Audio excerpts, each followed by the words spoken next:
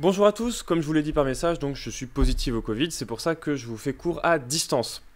Je vais donc vous faire cours sur YouTube. On va finir aujourd'hui le chapitre 2, le chapitre sur la socialisation. Donc il faudra bien que vous preniez les notes à ce qu'on va faire là. Prenez avec vous votre dossier documentaire puisqu'on va terminer le cours. La semaine prochaine, il y aura donc le DS. Le devoir sur table, donc il faudra bien pour le DS réviser l'ensemble du cours qu'on termine du coup ici dans cette vidéo, ainsi que les points méthode numéro 1, 2 et 3. Donc premier point méthode sur lecture et calcul de pourcentage, deuxième point méthode sur les différences en points, et le troisième point méthode sur les paragraphes argumentés AEI, affirmer, expliquer, illustrer. Alors du coup, normalement, cette semaine, j'aurais dû vous interroger sur le paragraphe argumenté AEI, où j'aurais dû vous faire une éval flash là-dessus. On va pas avoir le temps d'en faire un avant le devoir. Donc ce que je vais faire, c'est que je vous enverrai directement sur le NT le contrôle qu'on aurait dû faire et je vais vous envoyer la correction pour que vous puissiez au moins utiliser ce support-là pour réviser. Ça fera une note de moins, mais tant pis. C'est les aléas de la maladie qui veut ça. Donc, pour aujourd'hui, je vous rappelle où on s'était arrêté dans le cours. On était dans le grand 3, la socialisation était la même pour tout le monde, et on avait fini le grand A, où on avait étudié les différences de socialisation selon le milieu social. Et on avait vu qu'en fonction du milieu social dans lequel on est, nous ne sommes pas socialisés de la même façon. Et on était donc passé au grand B, une socialisation différenciée selon le genre. Alors justement, pour cette partie-là, vous avez déjà vu un documentaire que je vous avais fait remplir à distance, où je vous avais fait remplir un QCM. D'ailleurs, les notes sont déjà sur Pronote. Et à propos de ce documentaire, justement, je vous enverrai également une correction pour que vous puissiez avoir tous les supports nécessaires pour réviser. Donc, on commence dans le grand B. Là, on va prendre les documents dans l'ordre de votre dossier documentaire. Donc, prenez bien avec vous le dossier documentaire. Et on commence par le document 4, qui était un extrait de journal télévisé, qui traitait justement des idées reçues sur les différences de performance entre les hommes et les femmes en mathématiques. Je vous repasse rapidement l'extrait et puis on répond ensuite aux questions. Mais où sont les femmes? À Polytechnique, comme dans toutes les grandes écoles scientifiques, il faut vraiment ouvrir les yeux pour les trouver, noyées dans un flot très masculin. Plus bêta, V de 1. Nous sommes dans un cours de mathématiques appliquées en deuxième année à Polytechnique. Arrêtons-nous un instant sur cette image. Dans cette filière d'excellence, les filles ne sont que 9 pour 90 garçons. L'école polytechnique, c'est la suite des classes préparatoires, du lycée, du collège, et ça vient de très très très loin. Mon constat, c'est que les filles ont les mêmes chances de réussir que les garçons, a priori, simplement. À la fin, quand on les voit arriver, il y en a moins. Les filles auraient-elles un problème avec les maths? Ou est-ce le poids de la société, de leur éducation? Depuis qu'elles sont toutes petites, leur entourage, leurs enseignants, leur ont souvent dit que les maths, ce n'était pas pour elles. Au niveau de la famille en général, mes oncles ou mes tantes, parfois on fait la remarque à mes parents, pourquoi elles ne feraient pas une école de commerce, c'est plus simple. L'idée de devoir mettre les mains dans le cambouis, etc., c'est des choses auxquelles les filles sont peut-être moins disposées en fonction de leur environnement social. Et c'est pour ça, je pense, qu'on retrouve une minorité de filles dans ces voies scientifiques. Des stéréotypes si bien ancrés qu'ils viendraient même modifier le fonctionnement de leur cerveau. Pour en avoir la preuve, nous sommes allés à Lyon, dans ce laboratoire du CERMEP.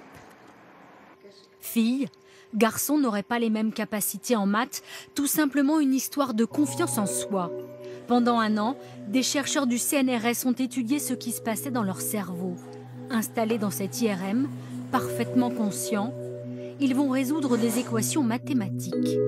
8 secondes pour ce calcul difficile. Les résultats obtenus sont presque les mêmes entre les filles en rouge et garçons en bleu. Mais à l'inverse, une simple petite phrase va tout changer. Dans la série d'exercices qui va arriver, eh bien, il y a une différence de performance entre les hommes et les femmes. Une performance différente. Une idée martelée, répétée depuis des générations. Les garçons auraient la bosse des maths, les filles ne seraient pas des matheuses.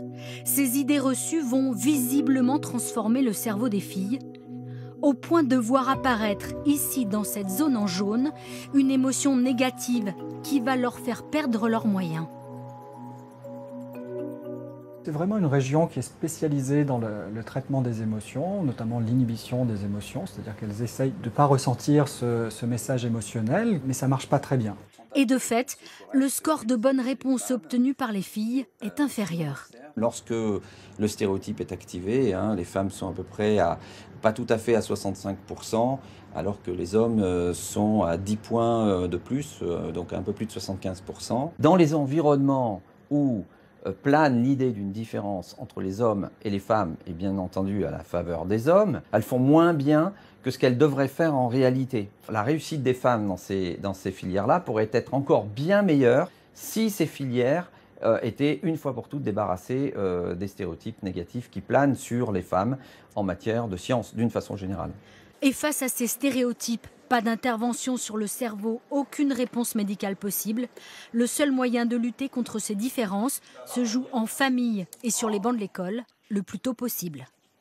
Alors, première question, on vous demande quel est le constat du reportage. Eh bien, tout simplement, le reportage fait le constat que dans les filières scientifiques, il y a beaucoup plus de garçons que de filles, en particulier dans les filières mathématiques et dans les filières d'excellence. On constate qu'il y a beaucoup plus de garçons que de filles, à l'école polytechnique en particulier. Donc là, c'est une école très prestigieuse, sûrement l'école d'ingénieurs la plus prestigieuse en France. On constate que dans la vidéo, ils nous disent bien qu'il y a 90 garçons pour 9 filles, donc seulement 10% de filles, ça fait pas beaucoup.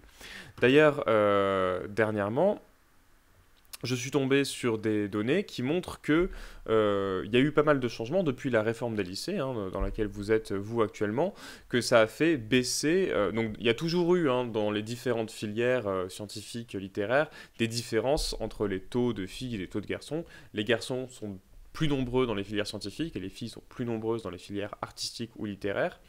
Et là, depuis la réforme des lycées, on s'aperçoit que le nombre de filles, la part de filles qui font des mathématiques jusqu'à la terminale a considérablement baissé.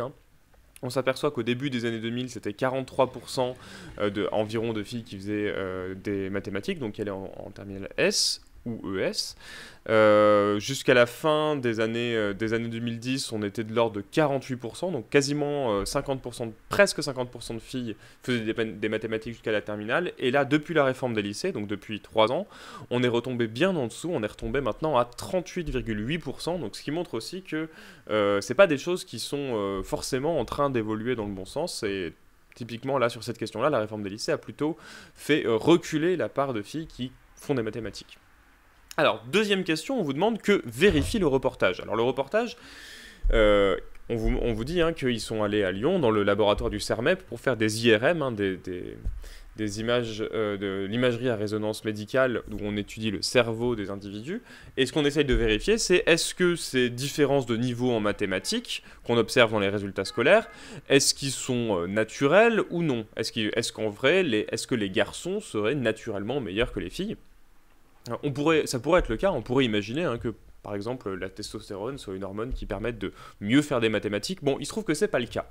En fait, ce dont on s'aperçoit, c'est que les filles et les garçons ont à peu près les mêmes capacités en mathématiques, elles ont les mêmes chances de réussite, mais ce qu'on voit, ce qui nous explique bien dans le document, c'est que les filles sont davantage victimes d'une inhibition dans leur cerveau qui fait qu'elles font moins bien que ce qu'elles devraient faire. Donc en gros, ce que vérifie le reportage, c'est que si les filles sont moins nombreuses que les garçons en mathématiques, et si elles sont moins bonnes que les garçons en mathématiques, c'est pas pour des problèmes d'intelligence ou de niveau, mais c'est bien à cause des stéréotypes qui vont avoir un effet sur leur capacité.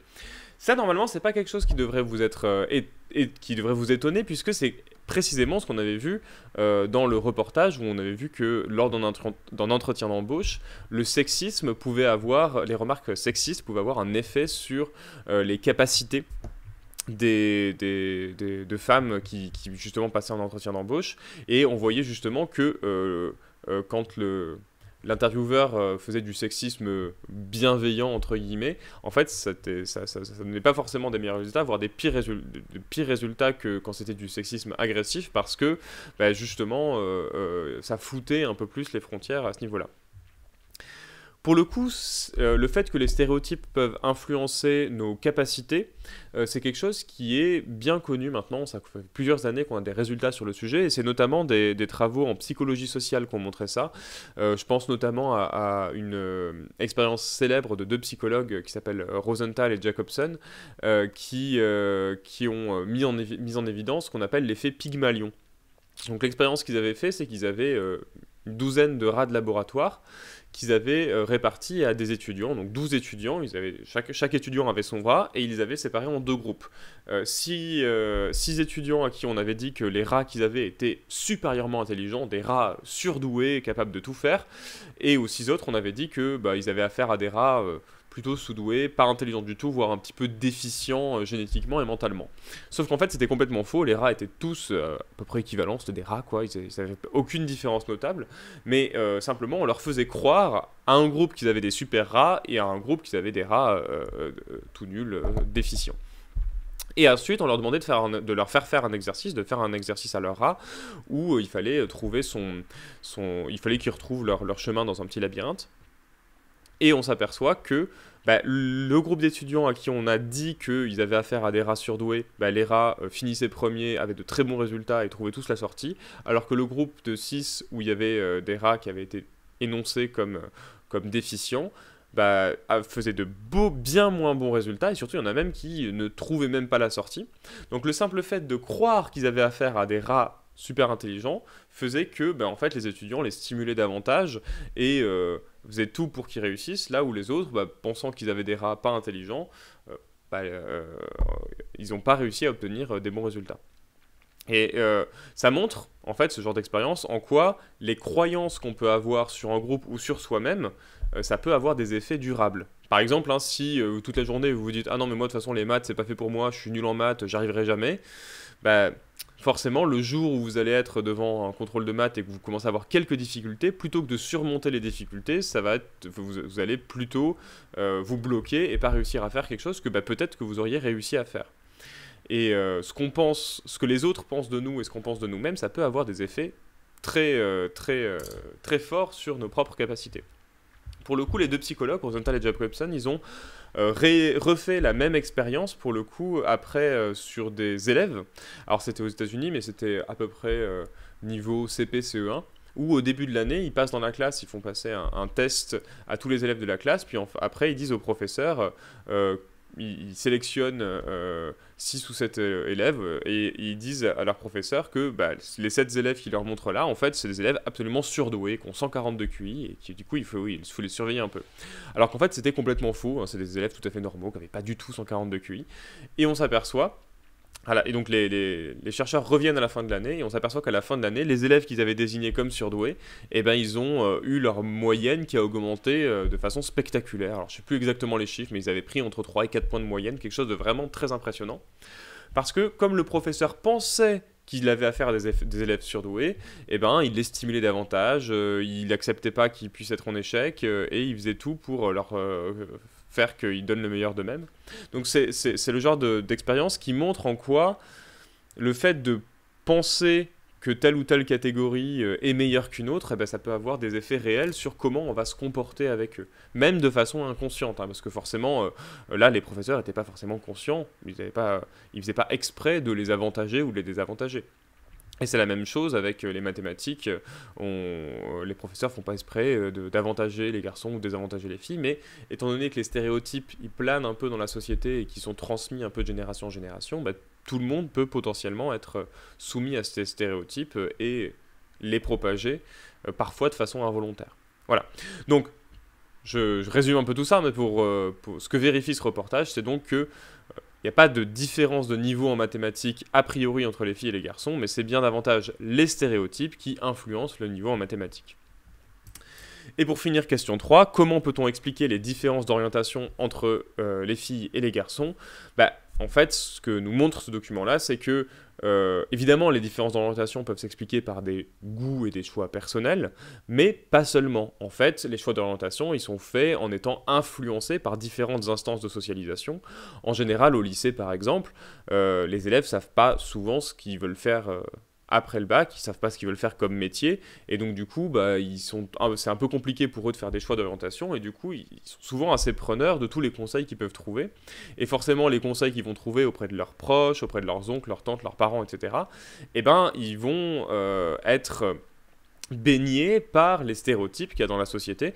Souvenez-vous, dans le petit reportage, on a l'exemple d'une étudiante qui dit que souvent ses oncles et tantes disaient à ses parents c'est bizarre, une fille qui fait des mathématiques comme ça à haut niveau, elle devrait plutôt faire une école de commerce, ça lui correspondrait mieux. Donc on voit que en fait les stéréotypes et les croyances des instances de socialisation qui nous entourent peuvent influencer les choix d'orientation qu'on va faire. Donc le genre a bien une influence sur les choix d'orientation qu'on va suivre.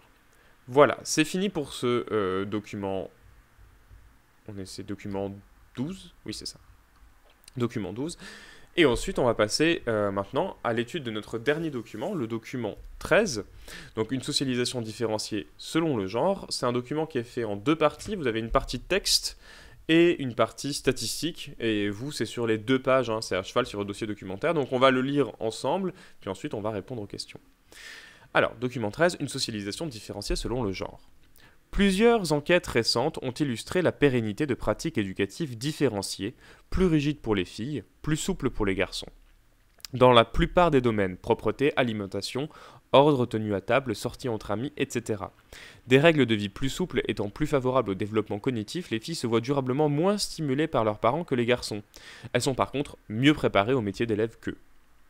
À l'éducation genrée donnée par les parents, il faut ajouter les processus d'identification au père et à la mère et de reproduction des identités de genre les caractérisant. De même qu'un garçon va rechercher à bricoler comme son père, va l'aider à jardiner ou à laver la voiture, va désirer être aussi fort que papa et ne jamais pleurer comme lui, la fillette reprend à son compte tout ce qui représente pour elle sa mère, ses activités coutumières, passer le chiffon sur les meubles, cuisiner, se maquiller, et sa féminité, se faire belle comme maman. Progressivement, l'enfant passe de la simple identification par jeu à un comportement intériorisé.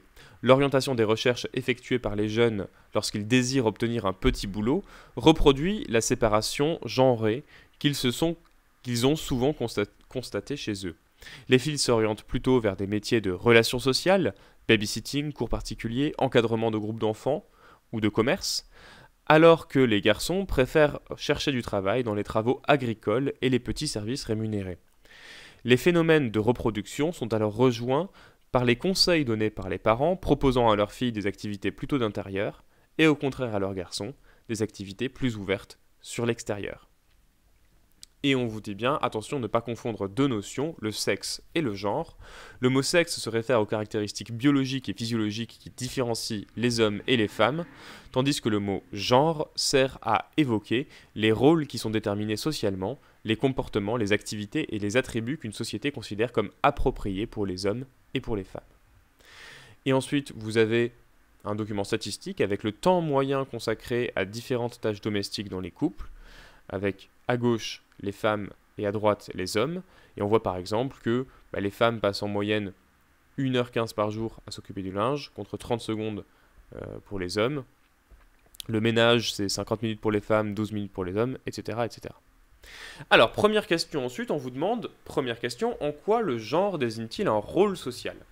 Alors, pour répondre à cette question, déjà, il faut se souvenir ce que c'est qu'un rôle social. Alors, on va chercher la définition. Petit rappel, un rôle social, c'est l'ensemble des comportements qui sont attendus d'un individu en fonction de son statut dans la société, en gros de son rôle dans l'interaction sociale.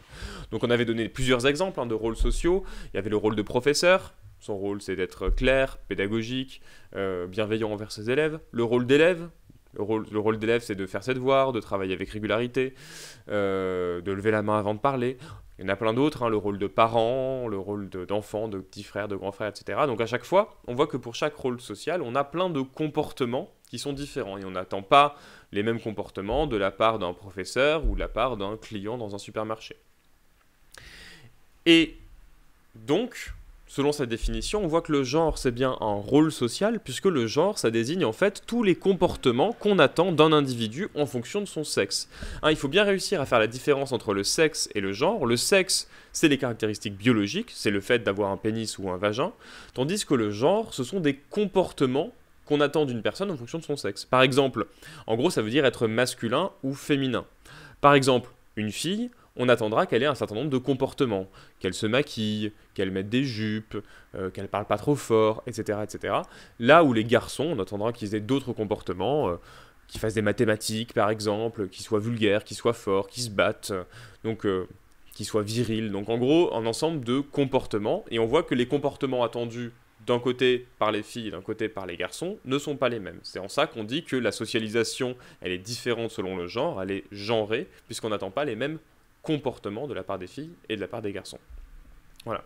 Donc ça, c'est une notion qui est importante, à savoir faire la différence entre le sexe et le genre, sachant que voilà, le sexe, c'est une caractéristique biologique, il n'y a pas de discussion à avoir, alors que le genre, ben, ça peut changer au cours de la société, parce que dans notre société actuelle, on peut dire que faire le ménage, c'est une activité davantage féminine. On peut voir dans le document que les femmes passent en moyenne 50 minutes par jour à faire le ménage contre 12 minutes pour les hommes. Par contre, ça, c'est pas du tout quelque chose de naturel. Ça dépend de notre société. Les femmes ne naissent pas avec un gène du ménage, d'accord ? De la même façon que les hommes ne naissent pas avec un gène du bricolage, d'accord ? Même si c'est davantage eux qui font du bricolage. Donc ça, ce sont des comportements qui sont appris au cours de la socialisation. Et du coup, c'est ça qu'on appelle le genre. C'est, en gros, les comportements appris au cours de la socialisation. Ça pourrait être différent d'une société à l'autre.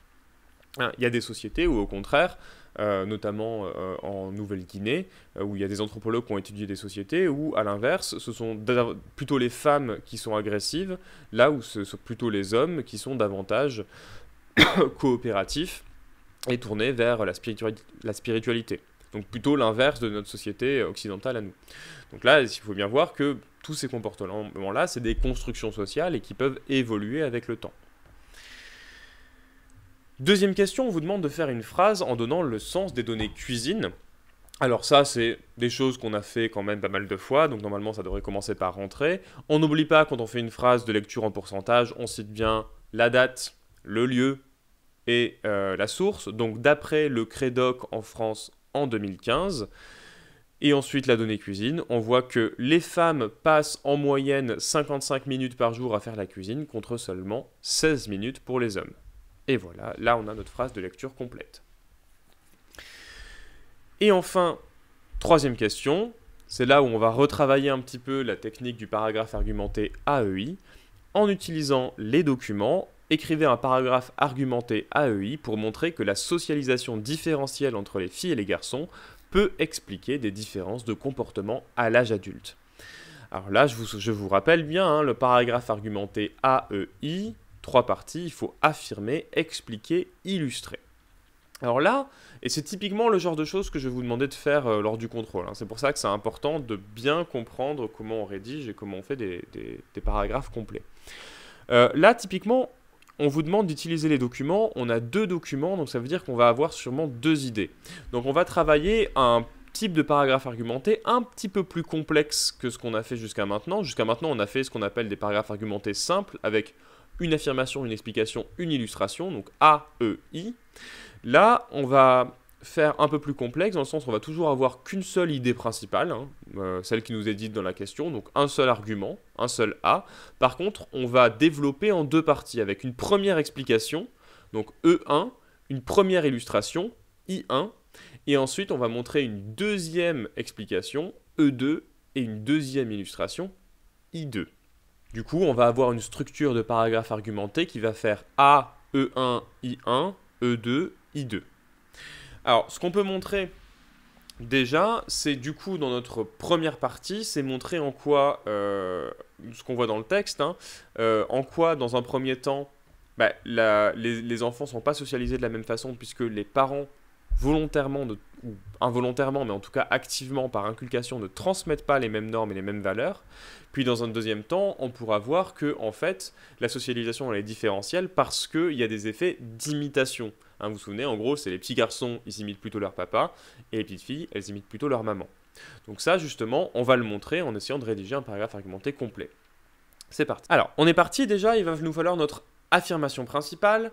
Je vous rappelle la question. En utilisant les documents, écrivez dans un paragraphe argumenté écrivez un paragraphe argumenté pour montrer que la socialisation différentielle entre les filles et les garçons peut expliquer les différences de comportement à l'âge adulte. Quand on a des questions comme ça de type montrer que, en fait, on vous le donne quasiment, hein, l'argument principal. Donc là, l'idée, ça va être d'essayer de reprendre l'idée principale qu'on nous demande de montrer. On essaye de reformuler un petit peu pour pas reprendre exactement la question, mais globalement, on va reprendre un petit peu les termes de la question.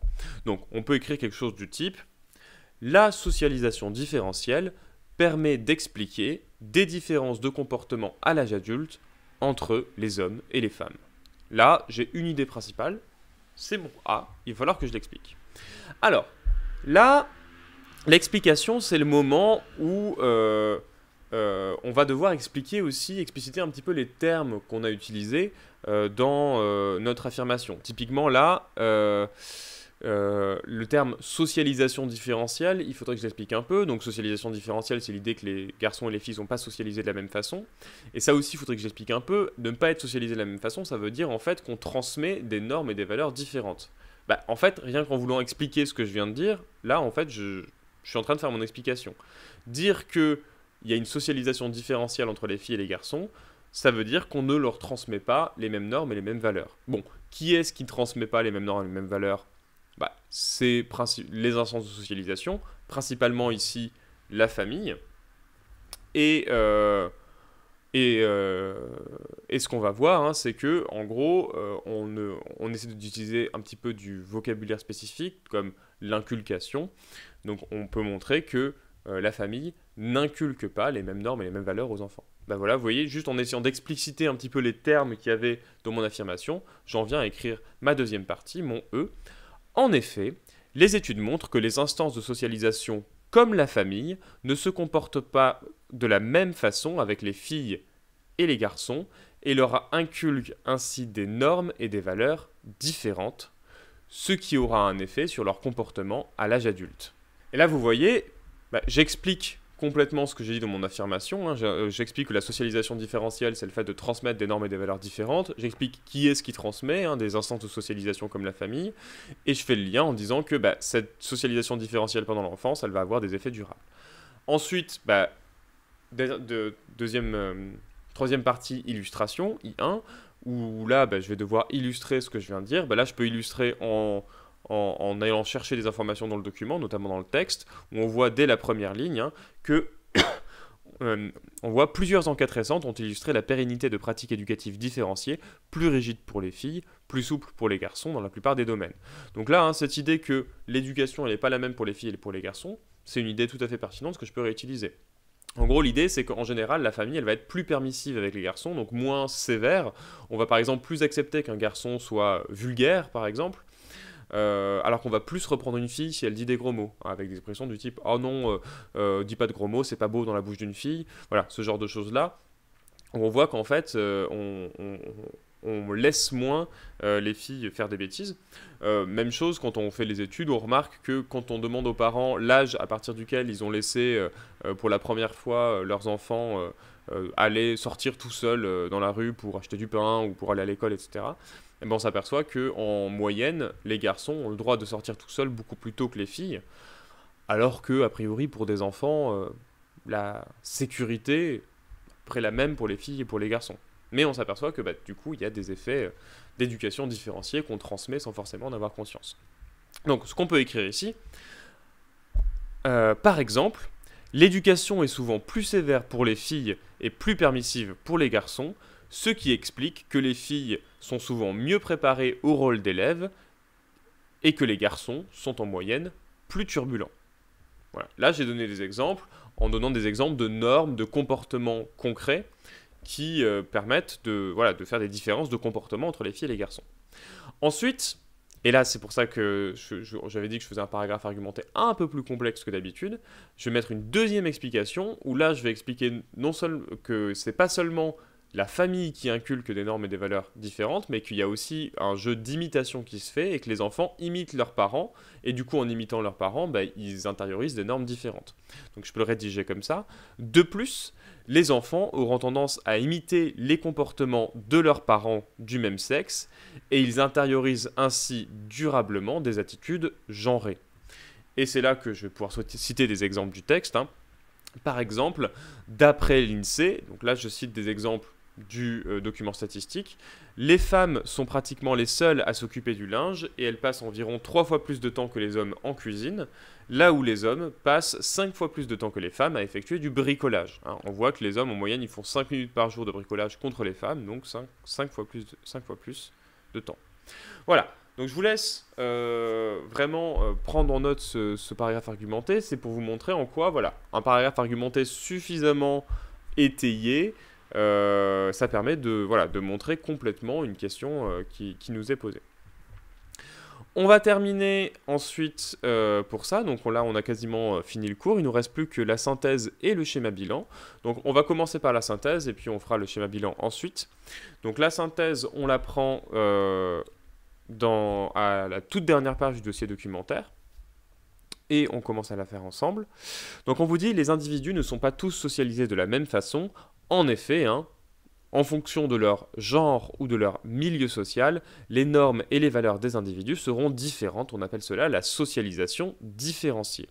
Tout d'abord, la socialisation diffère selon le milieu social. En effet, les enfants n'intériorisent pas les mêmes comportements si leurs parents appartiennent à une catégorie favorisés, comme les cadres supérieurs, ou s'ils viennent d'un milieu populaire, comme les ouvriers ou les employés, selon les catégories socioprofessionnelles de l'INSEE. Je vous rappelle, les PCS, c'est ce qu'on appelle les catégories socioprofessionnelles, ouvriers, employés, professions intermédiaires, agriculteurs ou cadres. Et c'est l'INSEE en France hein, qui classe les individus. Ainsi, les habitudes alimentaires ou les pratiques culturelles ne sont pas les mêmes selon les milieux sociaux. Par exemple, les cadres supérieurs sont 3 fois plus nombreux que les ouvriers à être allés au moins une fois au musée en 2012, d'après l'INSEE. Donc là, hein, la valeur 3 fois plus nombreuse, c'est dans le document qu'on avait vu, document 5, 6, je ne sais plus exactement le numéro du document, enfin vous allez voir sur le dossier documentaire.